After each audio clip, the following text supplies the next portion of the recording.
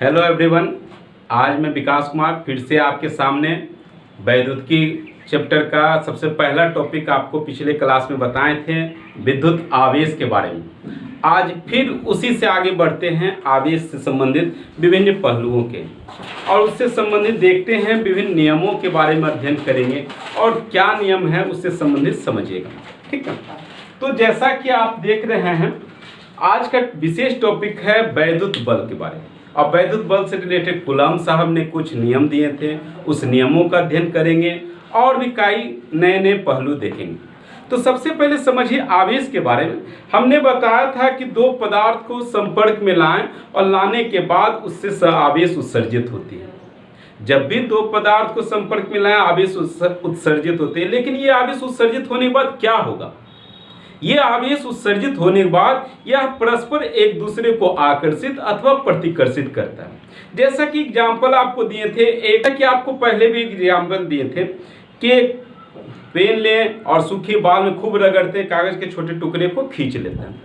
ये जो खींच ले रहा है या अपने से दूर कर रहा है, ये आवेशित चालकों द्वारा अपनी ओर खींचना या अपने से दूर भगाने, आकर्षण अथवा प्रतिकर्षण जो बल लग रहा है, ये बल से संबंधित नियमों का अध्ययन करेंगे।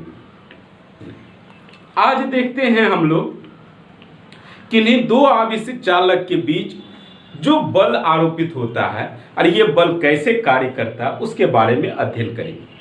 तो दो आवेशित चालक के बीच जो बल लग रहा है, उस बल को यहाँ पर वैद्युत बल के नाम से जान रहे हैं। लेकिन वैद्युत बल केवल दो आवेशित कण के बीच नहीं लागू होगा। कहता है कि दो बिंदुवत आवेश लिए, एक बिंदुवत कण ये है ए लिए, दूसरा बिंदुवत कण बी लिए।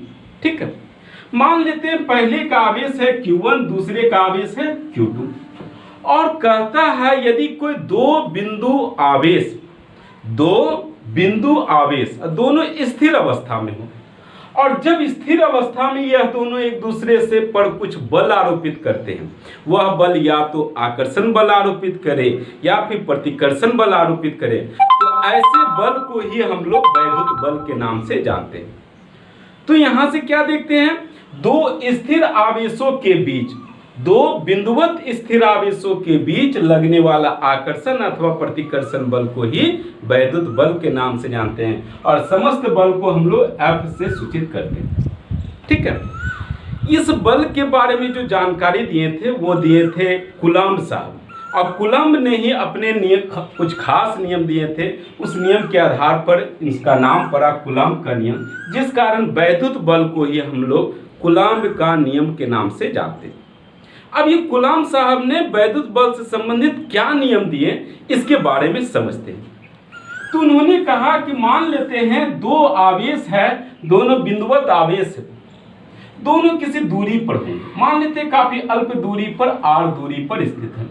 ठीक है, दो बिंदुवत आवेश एक दूसरे से r दूरी पर स्थित है, दोनों एक दूसरे पर कुछ बल लगा रहे हैं, मान लेते ये F बल लगा रहे, ये भी F बल लगा रहे हैं। तो कूलॉम साहब ने कहे थे यह बल का मान दो बातों पर निर्भर करता है।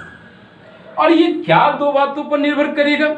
तो पहला उन्होंने कहा कि जितना आवेश होगा इन आवेशों के गुणनफल के समानुपात होती है। यानी क्या देख रहे हैं, वैद्युत बल जो है दोनों आवेशों के गुणनफल के समानुपात होगा। फिर यहीं से उन्होंने दूसरा नियम उन्होंने क्या बताया, समानुपात का मतलब होता है एक दूसरे पर निर्भर करना। जैसे आवेश का मान बढ़ाएंगे तो बल का भी मान बढ़ेगा, आवेश का मान घटाएंगे तो बल का भी मान घटेगा। इस चीज को हम लोग समानुपात के या प्रोपोर्शनल के नाम से जानते हैं। दूसरा नियम कहता है कि यह बल जो लग रहा वो निर्भर करता है बीच की दूरी पर, जितना दूरी रहेगा उसके अनुसार ये बल भी कार्य करता है, और ये बीच की दूरी के वर्ग के व्युत्क्रमानुपात होती है। यानी बीच की दूरी के व्युत्क्रमानुपात, व्युत्क्रमानुपात शब्द व्युत्क्रम से बना, यानी उल्टा काम करेगा। दूरी बढ़ाएंगे बल का मान घटेगा, दूरी घटाएंगे बल का मान बढ़ेगा। तो अब यहां से इन दोनों को कंबाइन करते हैं, और कंबाइन करने के बाद ही जो मान आता है उसी को हम लोग कहते हैं कूलॉम का नियम।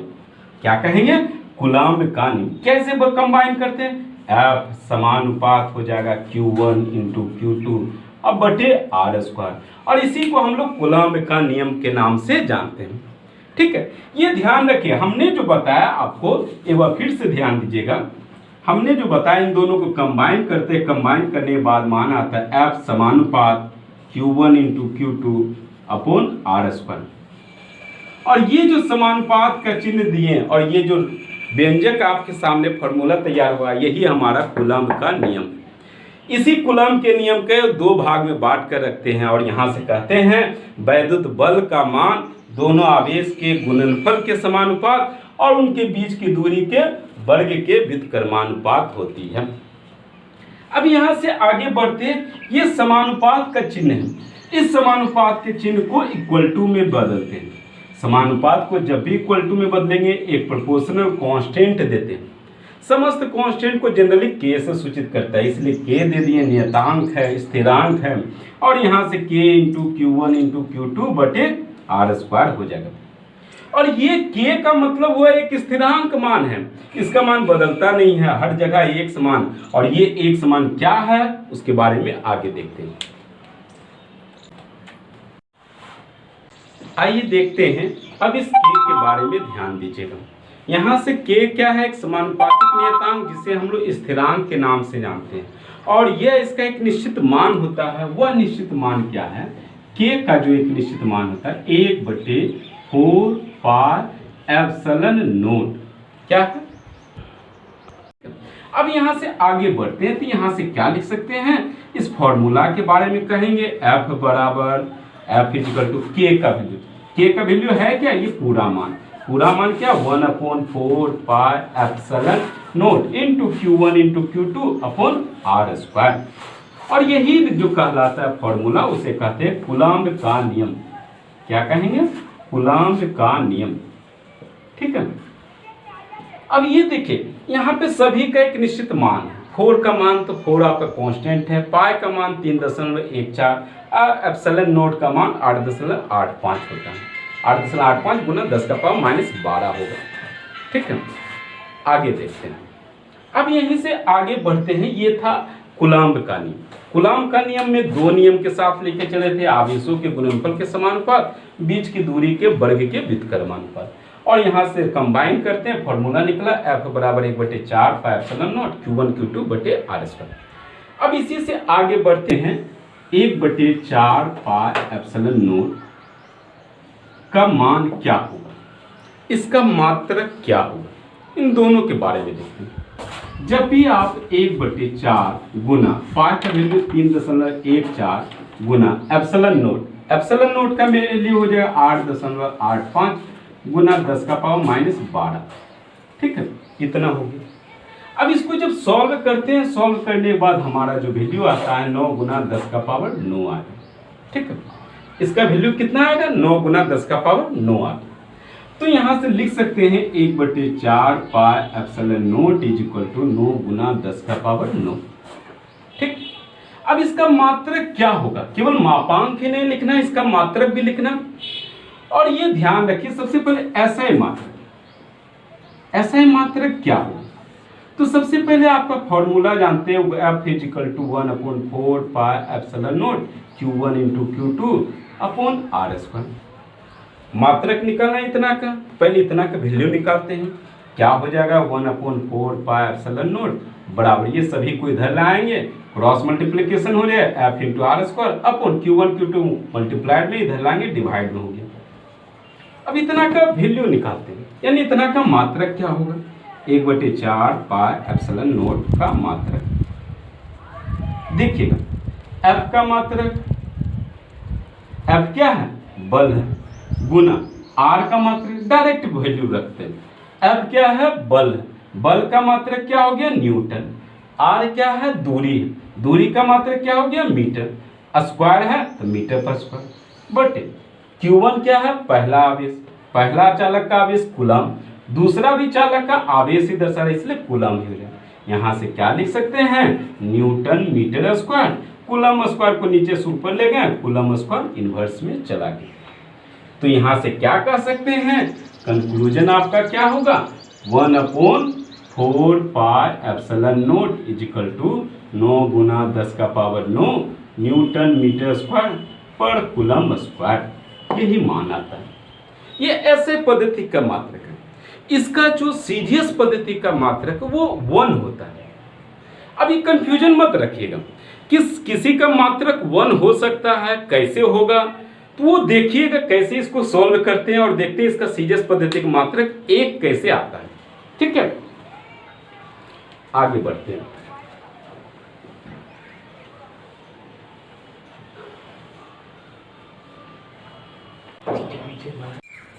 तो अभी जस्ट हमने देखा F बराबर 1/4 pi epsilon not into Q1 into Q2 upon R²। यहाँ से 1/4 पाई एप्सिलॉन नॉट बराबर वैल्यू निकालना है, क्या करें, F इंटू R² बटे Q1 इंटू Q2। इसका मात्रक क्या था, 1/4 पाई एप्सिलॉन नॉट का मात्रक अभी जस्ट हम लोग देख चुके हैं, न्यूटन मीटर स्क्वायर पर कूलम स्क्वायर। इसको सीजीएस पद्धति में चेंज करते हैं, न्यूटन है, न्यूटन का सीजीएस पद्धति का मात्रक क्या होता है, डाइन होता है, क्योंकि न्यूटन बल का एसआई पद्धति का मात्रक है, अब बल का सीजीएस पद्धति का मात्रक डाइन होता है। ठीक, लेकिन डायरेक्ट न्यूटन को डाइन में नहीं लिख सकते। हम लोग जानते हैं वो 1 न्यूटन का वैल्यू 10⁵ डाइन के इक्वल होता है। अब ये यहाँ से इसका वैल्यू रखेंगे, 1 न्यूटन की जगह क्या रखते हैं, 10⁵ डाइन। ठीक, मीटर है, अब 1 मीटर का वैल्यू कितना होता है, 100 सेंटीमीटर, 100 सेंटीमीटर, लेकिन स्क्वायर है तो 2 टाइम्स हो गया 100 सेंटीमीटर अपॉन यहाँ कूलम है, कूलम है आवेश का एसआई पद्धति का मात्रक, और आवेश का सीजीएस पद्धति का मात्रक क्या होता है, स्टेट कूलम। और यहाँ से हम लोग जानते हैं 1 स्टेट 1 कूलम बराबर 3 × 10⁹ स्टेट कूलम होता है। तो यहाँ से इसके आधार पर क्या मान रखते हैं, यहाँ से रख देंगे 3 × 10⁹ state coulomb, state coulomb into 3 × 10⁹ state coulomb. ये काम आपका देखते हैं। अब इसका जो वैल्यू होता है, इसका मान तो इतना आ गया, अब इसका वैल्यू कितना होगा, 9 × 10⁹ के रूप में। यहाँ से मान इसका रखेंगे, कितना आता है मान इसका, यहाँ से देखिए इस पूरे का मान कितना है, 9 × 10⁹ तो 9 × 10⁹ गुना इतना का मान कितना है, 10⁵ गुना 2020 10⁴ गुना डाइन गुना सेंटीमीटर स्क्वायर बटे नीचे में क्या है, 3 9 गुना 10 का पावर कितना, 9 18 स्टेट कूलम स्क्वायर, क्योंकि 2 टाइम्स है इसलिए स्क्वायर। अब देखते हैं कुछ कैंसिल होगा, 9 कैंसिल हो गया। अब यहाँ से 5 4 9 9 18, ये सभी टेंस कैंसिल हो जाएगा, सभी कैंसिल हो गया, क्या बच गया, डाइन गुना सेंटीमीटर स्क्वायर बटे स्टेट कूलम स्क्वायर। तो यहाँ से मापांक कितना आया, सब कैंसिल हो गए थे, यानी इसका सीजीएस पद्धति का मात्रक क्या होगा, केवल 1। और ऐसे पद्धति का मान कितना आता है, 9 × 10⁹ जैसा कि आपको हम बताए थे, 1/4 पाई एप्सिलॉन नॉट बराबर 9 × 10⁹। ये ऐसे पद्धति का मात्रक है, ऐसा ही मान, लेकिन सीजीएस मान कितना आएगा, 1/4 पाई एप्सिलॉन नॉट का मान 1 आएगा। ठीक है, ये आपके सामने ये था वैद्युत बल, कूलम का नियम, कूलम के नियम से संबंधित कुछ महत्वपूर्ण जानकारी। अब यहाँ से आगे बढ़ते हैं, इससे रिलेटेड कुछ न्यूमेरिकल्स हैं, उस न्यूमेरिकल को देखते हैं।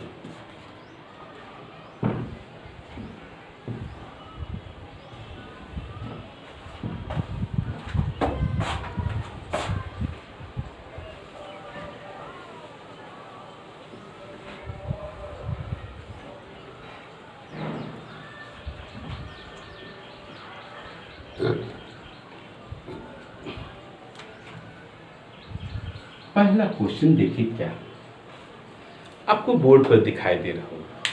पहला क्वेश्चन क्या है, कह रहा 5 कूलम के 2 आवेशित चालक परस्पर 3 सेंटीमीटर की दूरी पर स्थित है, तो इनके बीच लगने वाला वैद्युत बल ज्ञात करें।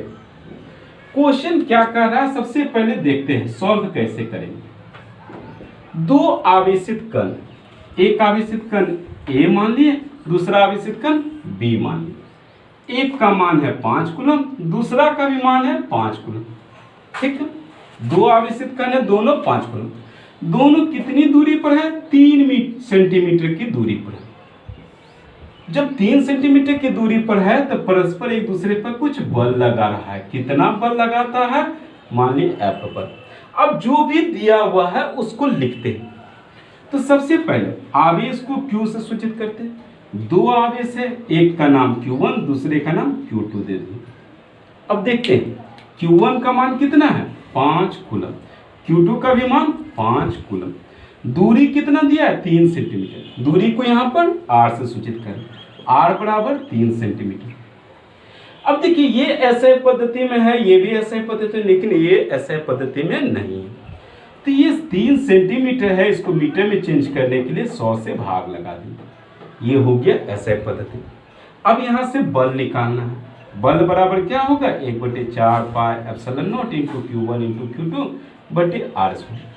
अब देखिए इस तरह का मान हम लोग जानते हैं। ये वैल्यू कितना होता है? 9 गुना 10 का पावर 9 गुना Q1 का मान कितना?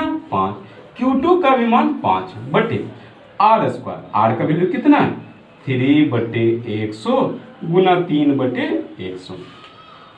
अब देखिए 3 गुना 3 9 कैंसिल हो गया।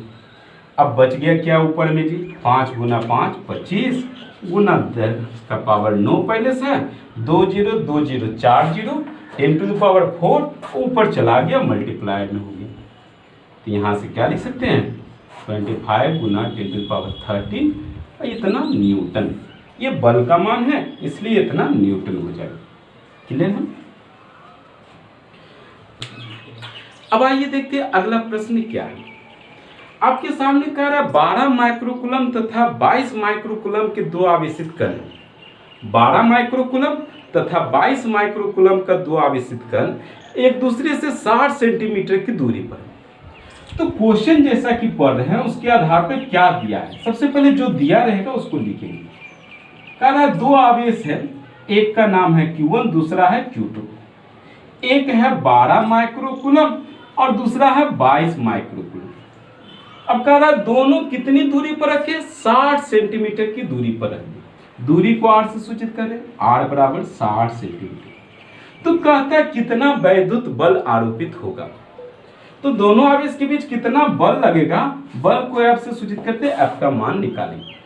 आइए देखते हैं। अब यहाँ क्या कोई भी ऐसा पद्धति नहीं, यहाँ माइक्रोकूलम में कूलम में बदलेंगे। कूलम में बदलने के लिए क्या करते हैं? 10 का पावर -6 से गुना करेंगे। फिर यहाँ भी माइक्रोकूलम में है, कूलम में बदलने के लिए क्या करते हैं? 10 का पावर -6 से गुना कर दें। फिर यहाँ सेंटीमीटर है, सेंटीमीटर को मीटर में बदलने के लिए 100 से भाग लगाते हैं। इतना मीटर, ये कैंसिल होगा। अब देखते हैं बल का मान। F बराबर क्या होगा? 1/4 pi epsilon not into Q1 into Q2 बटे R²। ठीक है। अब देखिए यहाँ से वैल्यू रखते हैं। आप याद रखिए इसका वैल्यू दिया नहीं देगा, इसका वैल्यू आपको याद रखना होगा। इतना वैल्यू क्या है? 9 गुना 10 का पावर 9 गुना Q1 का वैल्यू कितना है जी? 12 गुना 10 का पावर -6 और गुना 22 Q2 का मान 22 गुना 10 का पावर -6 बटे R²। R का वैल्यू कितना है? 6/10। तो 6/10 स्क्वायर है, 2 टाइम्स हो गया। अब देखिए कुछ कटेगा। 3 से कैंसिल किए 3 बार में, 3 से कैंसिल किए 2 बार में, 2 से कैंसिल करते हैं 6 बार में, फिर 3 से कैंसिल करते हैं 2 बार में, 3 से कैंसिल करते हैं 2 बार में, फिर ये दोनों कैंसिल हो गए। क्लियर हो गया? अब क्या बच गया जी? देखिएगा यहाँ से बच रहा 3 और 22 गुना 3 66 गुना 10 का पावर कितना? 9 -6 -12 9 -12 गुना 10 100 ऊपर चला गया 10 की पावर 2। तो यहाँ से क्या लिख सकते हैं? F बराबर यहाँ 66 गुना 10 का पावर कितना हो गया? 9 -12 -3 अब +2 क्या हो जाएगा? F बराबर 66 गुना 10 का पावर -1 रहेगा, नीचे ले आएंगे 66 गुना 1/10।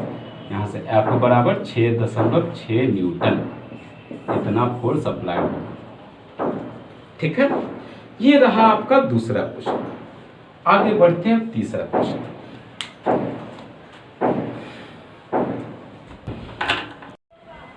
मेजर क्वेश्चन है। इस क्वेश्चन को हमेशा बिहार बोर्ड में, इंटर में हमेशा पूछा जाता है। जब भी पूछा जाएगा 5 मार्क्स का क्वेश्चन में पूछा जाएगा। अरे मेजर क्वेश्चन के अंतर्गत रखते हैं इसको। अब ये देखिए क्या कह रहा है, आपके स्क्रीन पर दिखाई दे रहा है। कह रहा है 0.5 ग्राम का 2 मज्जा गुटखा। मज्जा गुटखा का मतलब क्या होता है? 2 लकड़ी का टुकड़ा है। मज्जा गुटखा मतलब लकड़ी का गुटखा या टुकड़ा है।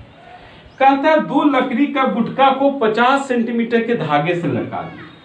एक छत है, छत से 2 टुकड़ा को लटका दिए, ठीक है, 50 सेंटीमीटर के धागे से लटका दिए। अब दोनों पर समान आवेश देते हैं। दोनों पर क्या किए? समान आवेश। और समान आवेश जैसे देते हैं तो समान आवेश एक दूसरे को प्रतिकर्षित कर देगा, यानी विकर्षित कर देगा, अलग हो जाएगा। तो ये अलग होता है कितना दूरी पर? कहता है 4 सेंटीमीटर की दूरी पर ये दोनों एक दूसरे को प्रतिकर्षित कर देता है। कितनी दूरी पर प्रतिकर्षित किया? 4 सेंटीमीटर की दूरी पर प्रतिकर्षित कर देगा, ठीक है। अब इसको हटा दो।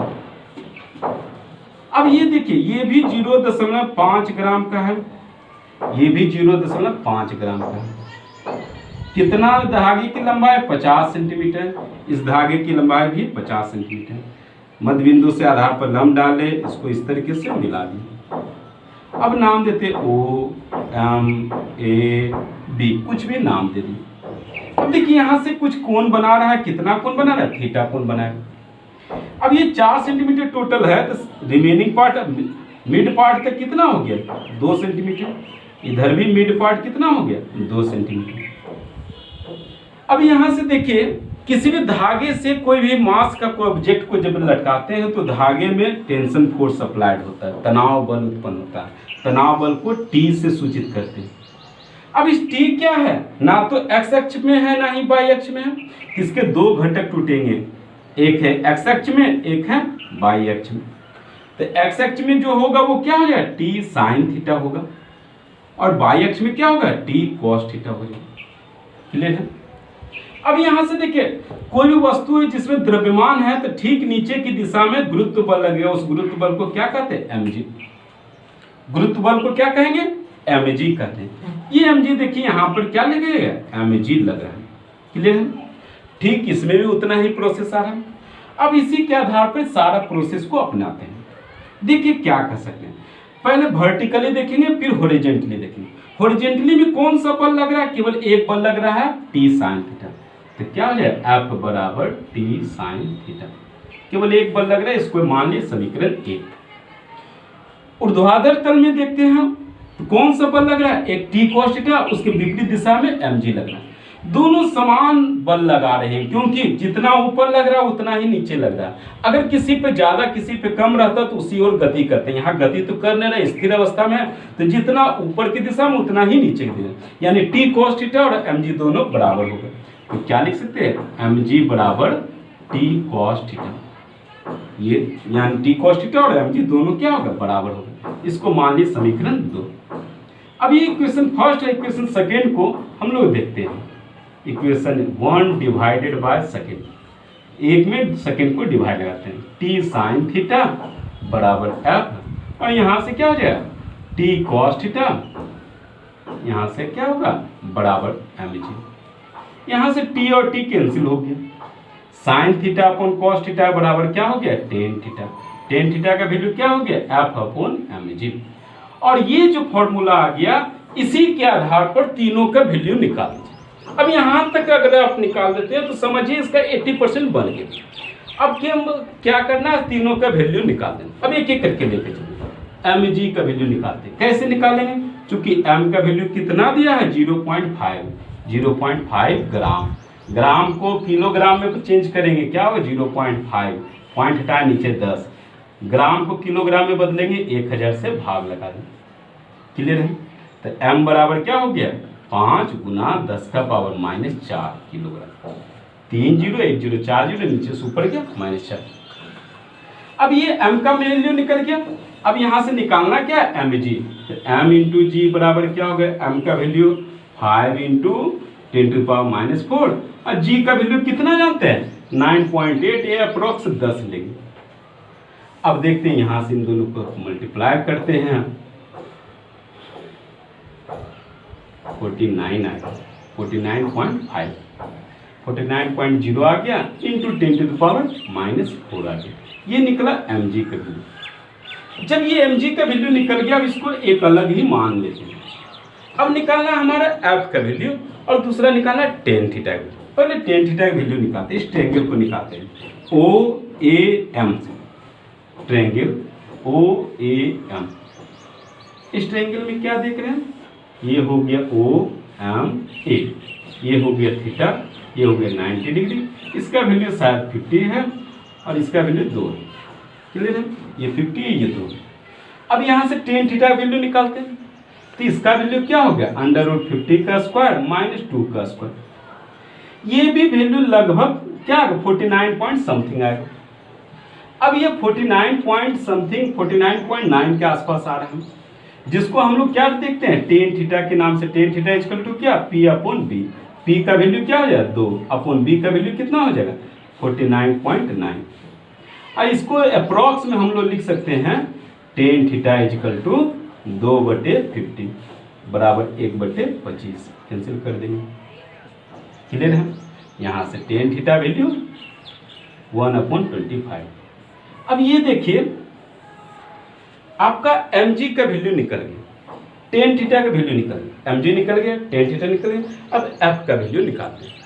f का वैल्यू कैसे निकालेंगे, अब ये देखिए f के वैल्यू में q1 क्या है नहीं जानते हैं, q2 क्या है नहीं जानते हैं, इसको मान लेते हैं, एग्ज्यूम करते हैं q है, q2 का भी मान q है। टोटल डिस्टेंस कितना हो गया 4, distance r equal to 4 centimetre, centimetre को मीटर में चेंज करने के लिए 100 से डिवाइड कर दिया। अब यहाँ से f का वैल्यू निकालते हैं, f बराबर क्या हो जाएगा, अब देखते हैं f बराबर हम लोग जानते हैं 1/4 pi epsilon naught q1 into q2/r²। अब सॉल्व कर दे, 1/9 इंटू 10⁻⁹। अब गुना q1 का वैल्यू कितना है नहीं जानते, q है, q2 का भी वैल्यू q है, अपॉन r², r का वैल्यू कितना 4/100 गुना 4/100। अब इसको सॉल्व कर दे, 4 4 16, 9/16 गुना 10 का पावर 2 0 2 0 4 और 9 4 13 इंटू q²। ये निकला f का वैल्यू। ऐसे f का वैल्यू को फिर इसमें पुट कर देते हैं। आइए देखते हैं, इस फिगर को मिटाते हैं।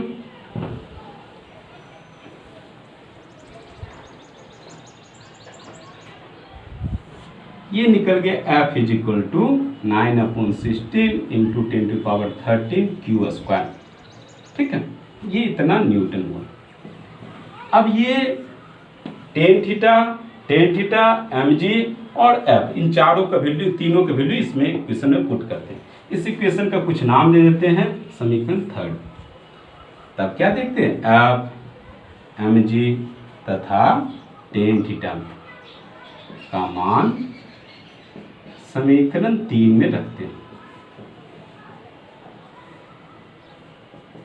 समीकरण 3 में क्या है, tan थीटा का वैल्यू कितना 1/25 बराबर f का वैल्यू कितना 9/16 गुना 10 का पावर 13 गुना q²। ठीक, अब नीचे क्या mg का वैल्यू कितना है बटे, mg का वैल्यू 49 इंटू 10⁻⁻4। इसको सॉल्व कीजिए और q का वैल्यू निकालिए। सॉल्व कैसे करेंगे, अब ये q का वैल्यू निकाल लेंगे, यही आ जाएगा चार्ज। कैलकुलेशन के आधार पर q का वैल्यू चेंज कर देंगे। ठीक है, और फिर इसको और भी आगे बताएंगे। इससे रिलेटेड आपको और भी कल अगले दिन फिर एक वीडियो दिया जाएगा। इस वीडियो से संबंधित कुछ जानकारी लेना हो तो हमारे डिस्क्रिप्शन में आपका लिंक दिया हुआ, हमारा नंबर दिया हुआ है। किसी प्रकार की कोई जानकारी के लिए आप जरूर संपर्क करें। नमस्कार, धन्यवाद।